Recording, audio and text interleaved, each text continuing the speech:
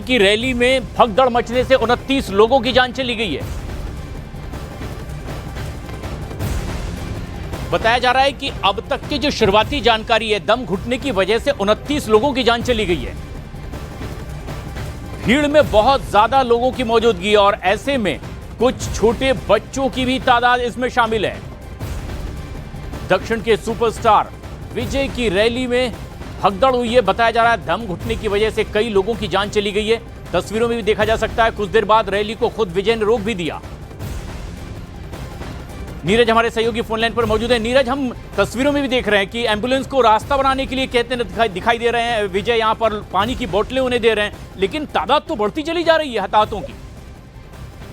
प्रशांत, देखिए, बहुत लोग बेहोश होकर, जो अब तक रिपोर्ट आई है वहां से बहुत लोग बेहोश हो गए और हो सकता है कि जिनको बेहोशी की हालत में ले जाया गया हो एम्बुलेंस या स्थानीय अस्पताल में, उसमें बहुत सारे लोगों की मौत हो चुकी हो। और इसीलिए जो संख्या, इससे पहले जब तो आपसे बात हो रही थी 10 लोगों की मौत हुई थी और अब जो आशंका जताई जा रही है 29 लोगों की मौत की आशंका जताई जा रही है और ये संख्या लगातार बढ़ रही है। इससे पहले जब आपसे बात हो रही थी कि तब जो रिपोर्ट थी कि 6-7 घंटे से लोग इंतजार कर रहे थे, अंधेरा हो चुका था, क्योंकि तमिलनाडु में जो भी रैलियां होती हैं वो खासकर शाम के वक्त ज्यादा होती हैं और उन रैलियों में बड़ी संख्या में लोग आते हैं। और जो अब तक जानकारी, आपसे थोड़ी देर पहले आपसे बातचीत हो रही थी तो ये भी हमने बताया था कि कैसे बड़ी संख्या में लोग पहुंच गए। डेंस क्राउड था जिसमें बहुत सारी संख्या में लोग पहुंचे थे। मैनेजमेंट की ही कमी थी जिसकी वजह से ये हादसा हुआ है। और तमिलनाडु के मुख्यमंत्री एम.के. स्टालिन ने लोगों से अपील की है कि अस्पताल में लोगों को ले जाने में मदद करें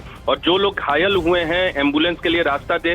जो स्थानीय मिनिस्टर हैं उन्हें भी आदेश दिया, स्थानीय डीएम को भी आदेश दिया है कि जो भी लोग घायल हैं और अस्पताल में जो भीड़, जो लोग पहुंच रहे हैं, उनकी देखभाल के लिए पुख्ता व्यवस्था की जाए। लेकिन विजय को भी आपने तस्वीरों में देखा कि बीच में अपना स्पीच रोका और उसके बाद रास्ता देते हुए जो एम्बुलेंस आए, क्योंकि बहुत सारे लोग बेहोश हो गए थे, फेंट हो गए थे और उसमें बहुत सारे लोगों की जान गई है। 29 की आशंका जताई जा रही है और जो हमें रिपोर्ट आई है ये संख्या और भी आगे बढ़ सकती है।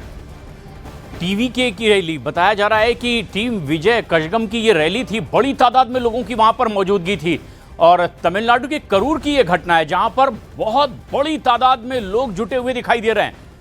लेकिन नीरज, बड़ा सवाल ये कि अगर इतनी बड़ी तादाद में लोगों के पहुंचने का अनुमान था तो क्या कहीं शुरुआत में मैनेजमेंट ठीक नहीं रहा, लापरवाही थी शुरुआत में, कुछ ऐसा माना जा रहा है?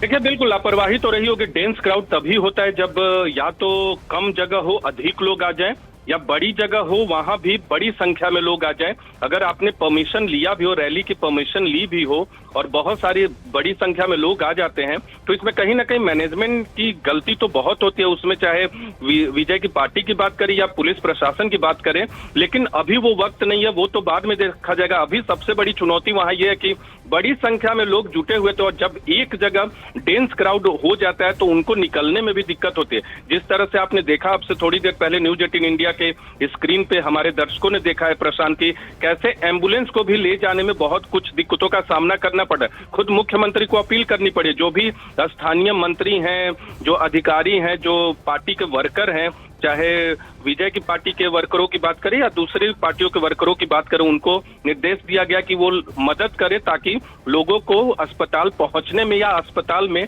कोई असुविधा न हो। कई लोगों की जानें बच सकती है जो घायल हुए हैं, जिनको हल्की फुल्की चोट है।